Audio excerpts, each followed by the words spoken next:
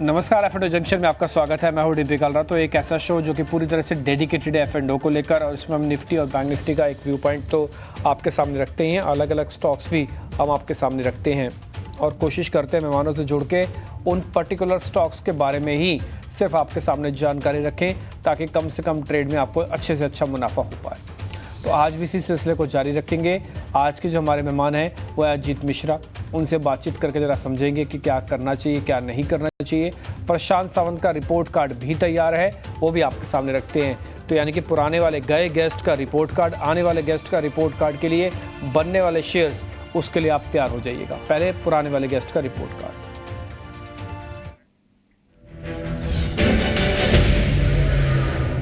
नवीन fluorine उन्होंने दिया था, आपको याद होगा लास्ट ट्रेडिंग सेशन में मैंने उनसे पूछा भी था केमिकल स्टॉक्स के बारे में, तो उन्होंने कहा नवीन फ्लोरिन ठीक है, हमारी तरफ से दिया गया शेयर था, ये 2% का गेन है। एबीबी इंडिया उनकी अपनी तरफ से दिया गया ट्रेड था, करीब 2% का गेन वहाँ से हुआ है। और डालमिया भारत हमने बताया था कि सीमेंट के अंदर जो बाइंग हो रही है उसका बेनिफिट इसको मिलेगा, 1% तक का खरीदारी वहाँ पर भी हुई है।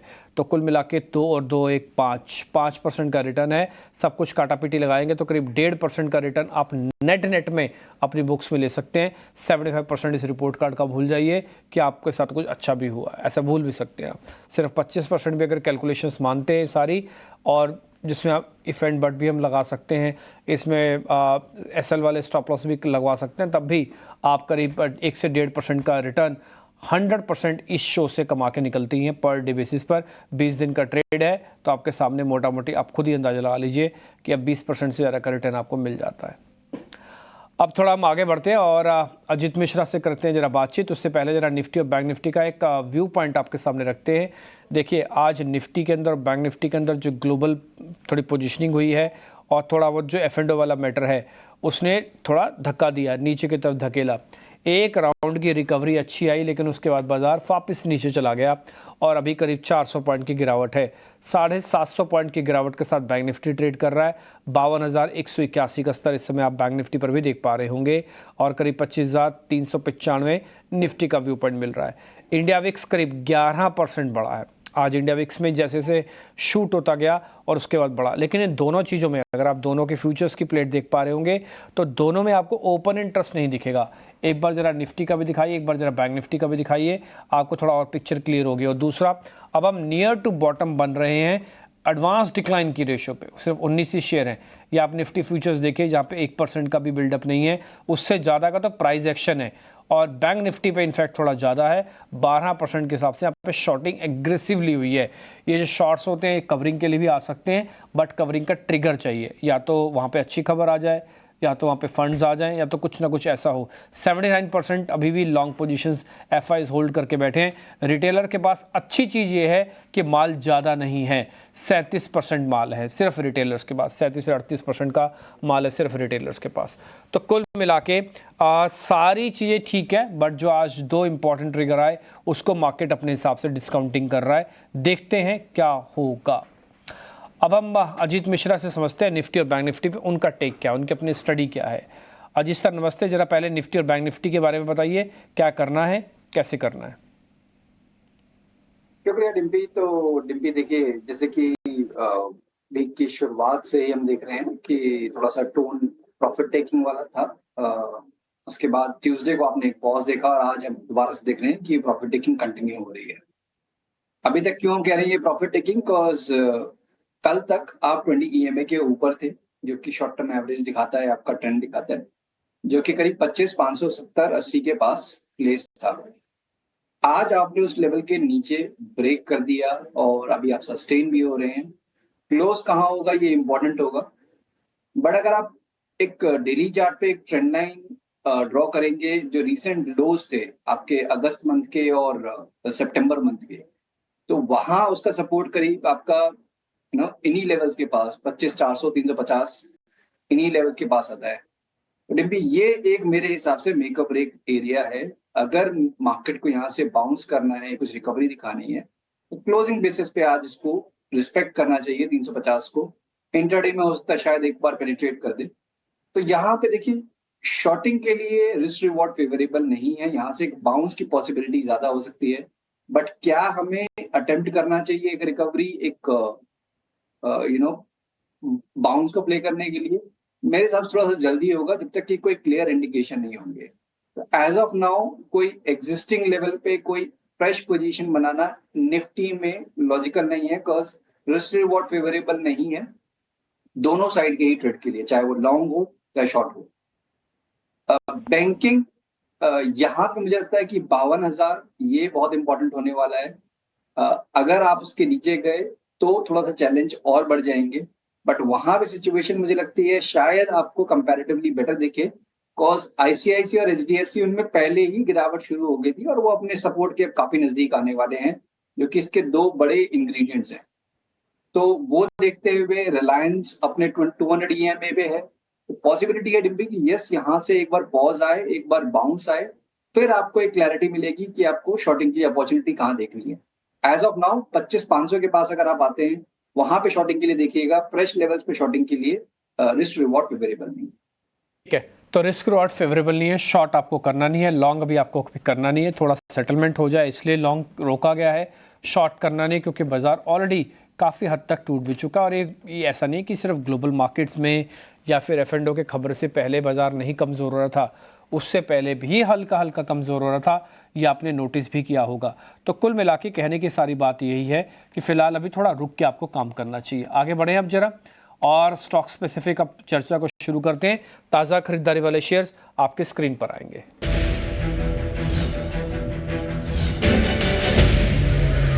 से आज ऐसा है तेज़ी वाली लिस्ट में से जो कि हमने आज सुबह सुबह भी आपको नोटिस करके बताया था, उस शेयर का नाम है ग्रैन्युलस इंडिया। एक्चुअली में इसकी पोजीशनिंग काफ़ी अच्छी बंद हुई थी।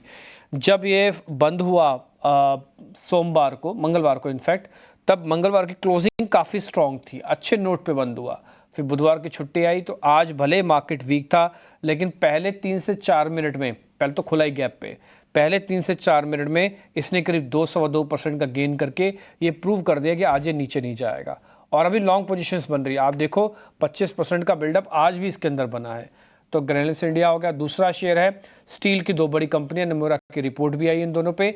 JSPL आज करीब 3% ऊपर है। जरा इन दोनों शेयर्स पे आपका व्यू पॉइंट अजीत सर। बिल्कुल डिम्पी, तो देखिए ग्रैनुअल्स तो लास्ट ट्रेडिंग सेशन में एक क्लियर इंडिकेशन था कि एक बेस जो कि एक शार्प डिक्लाइन के बाद आपने 100 EMA के पास फॉर्म किया, वहां से एक रिकवरी के पोटेंशियल बनता हुआ दिख रहा है। और जैसे कि आज भी अभी 3.5% ऊपर है, जब तक कि मार्केट आपका डेज लो के पास ट्रेड कर रहा है, तो कहीं ना कहीं बिल्कुल क्लियर इंडिकेशन है कि यहाँ पे स्ट्रेंथ है और ये रिकवरी थोड़ी सी और स्ट्रेंथन हो सकती है, करीब 620-30 तक के लेवल्स पॉसिबली आप शायद देखने को मिल जाए।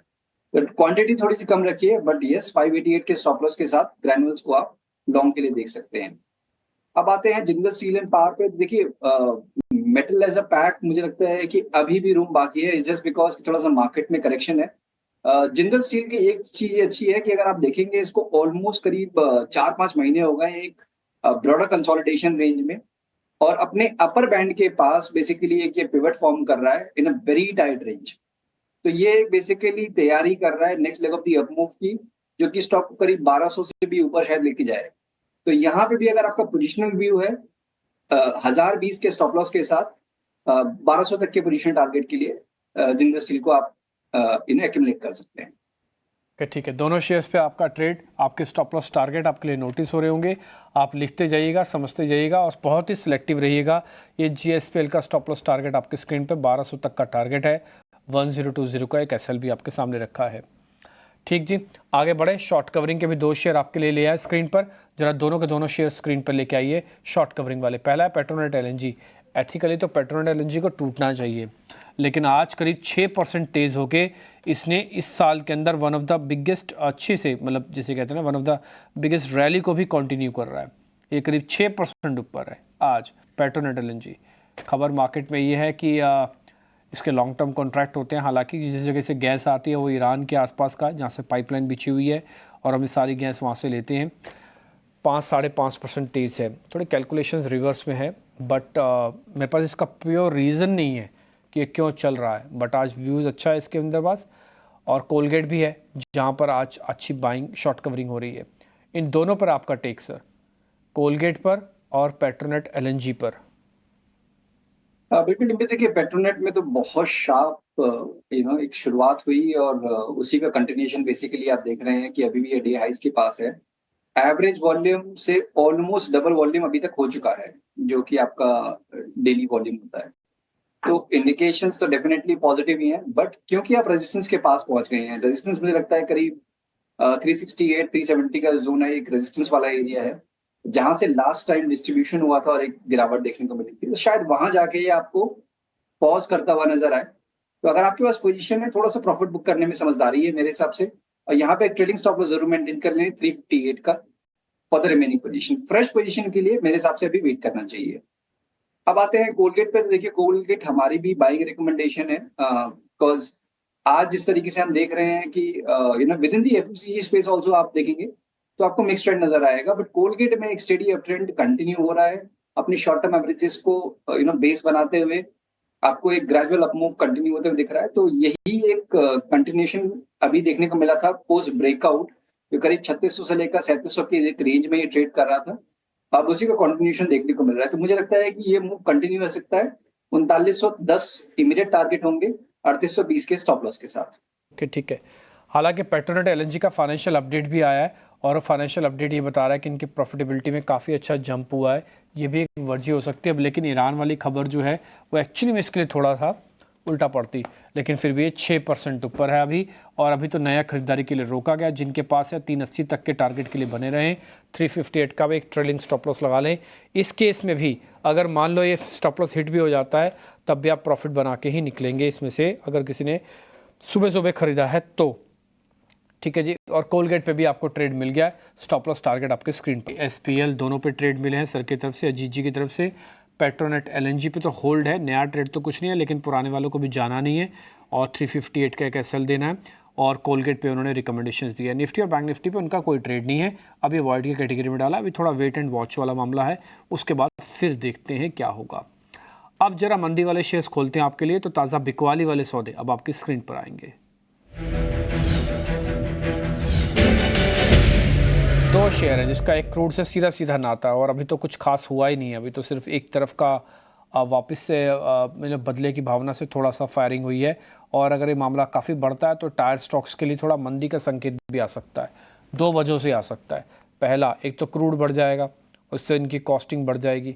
दूसरा, इनका ना बहुत बड़ा एक हिस्सा एक्सपोर्ट्स का भी होता है, तो वो सब पे भी फ़र्क पड़ेगा, क्योंकि गल्फ़ में एक्सपोर्ट्स नहीं होंगे और भी कई जगह पर एक्सपोर्ट्स नहीं होंगे, तो ओवरऑल इम्पैक्ट भी आएगा इंडस्ट्री पे। ठीक है जी।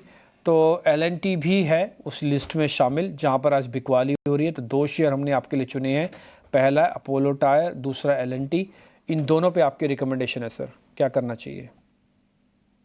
तो देखिए दोनों में से एलएनटी डेफिनेटली डिम्पी थोड़ा सा वीकर ज्यादा है, बिकॉज अगर आप देखेंगे तो ऑलमोस्ट करीब इस साल भर से ज्यादा हो गया है कि एक आप रेंज में कंसोलिडेट कर रहे हैं, दोबारा से आप लोअर बैंड के पास आ रहे हैं। तो एक ब्रेकआउट का अटेम्प्ट हुआ था हाल फिलहाल में जो फेल हुआ, और उसके बाद आप अगर लोअर बैंड के पास आ रहे हैं तो पॉसिबिलिटी ये होती है कि एक बार आप लोअर बैंड को शायद पेनिट्रेट करें और 200 ईएमए शायद, या फिर उससे भी नीचे एक बार आप जाने की कोशिश करेंगे। तो यहाँ पे डेफिनेटली आप कंसिडर कर सकते हैं शॉर्ट जाना, और ज्यादा बड़ा एग्रेसिव स्टॉप लॉस मेरे हिसाब से नहीं। करीब 3560 ये आपका स्टॉप लॉस होना चाहिए, और नीचे पे करीब 3470 लेकर 3450 ये आपका टारगेट जोन होगा।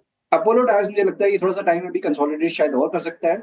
वहां पे भी आपको बाउंस पे अगर कोई अपॉर्चुनिटी मिलती है, जैसे कि आपको करीब 535 से 37 के बीच में, वहां पे आप देखिएगा, उससे पहले नहीं। ठीक है, डन। तो ये कुछ शॉर्ट्स वाले शेयर्स पे भी सर ने अपनी रिकमेंडेशंस दे दी है। जहाँ पे ट्रेड बनता है वो हम सब आपके सामने छाप के रख रहे हैं।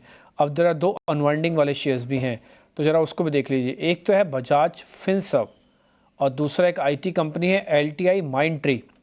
एक बार इन दोनों पे भी आपकी रिकमेंडेशन है जी। एलटीआई माइंडट्री, बजाज फिनसर्व। बिल्कुल, देखिए बजाज फिनसर्व तो देखिए इनकी बहुत strong performance, almost vertical rise 1500 से लेकर 2000 तक का, तो एक नॉर्मल प्रॉफिट टेकिंग रिट्रेसमेंट का ट्रेंड है। और डेफिनेटली यहाँ पे अगर आपके पास एग्जिस्टिंग कोई पोजीशन है, एक बार आप प्रॉफिट बुक कर सकते हैं। शॉर्टिंग के लिए 1870 1850 का जोन है, वो एक सपोर्ट एरिया है। तो मेरे हिसाब से यहाँ पे थोड़ा शॉर्टिंग के लिए इंट्राडे में आप, या फिर पोजिशनली भी थोड़ा सा लेट हो गए हैं, बिकॉज एक ठीक ठाक रिट्रेसमेंट ऑलरेडी हो चुका है। यहाँ पे आप 1940-50 के पास आप शॉर्ट करेंगे, तो एक अच्छा पिवट होगा जहाँ पे कि 1980 आपका स्टॉप लॉस होगा और 1850 की टारगेट। और दूसरा स्टॉक डिप्टी के एक बार दोबारा नाम आप शेयर करेंगे? LTI माइंट्री। देखिए LTIM में अभी तक कोई साइन ऑफ वीकनेस नहीं है डिम्पी, एक प्रॉफिट टेकिंग जरूर हुई है मेरे हिसाब से। जब तक कि आप 6000 के ऊपर हैं इसमें LTIM में, तब तक आपको बाय साइड की पॉसिबिलिटी रहेगी कि दोबारा से एक अटेम्प्ट दिखाएगा तेजी का। तो अभी के हिसाब से तो डेफिनेटली इसको अवॉइड करना चाहिए। कोई भी पोजीशन है 6000 का एक स्ट्रिक्ट स्टॉप लॉस जरूर मेंटेन करें। डन। तो ये कुछ एक शेयर्स पे और रिकमेंडेशन हो गई है। अब जरा आपके ट्रेडिंग कॉल्स का भी सर इंतज़ार हमें। पहले जरा अपनी ट्रेडिंग कॉल्स आप दे दीजिए, फिर समय रहेगा तो कुछ और चीज़ें भी आपके सामने रखेंगे। तो देखिए जैसे कि हमने बात की थी कोलगेट पामोलिव पे, तो डेफिनेटली वहां पे पॉजिटिव व्यू कंटिन्यू रहने की इंडिकेशन है। 3910 तक के टारगेट्स, 3820 का स्टॉप लॉस।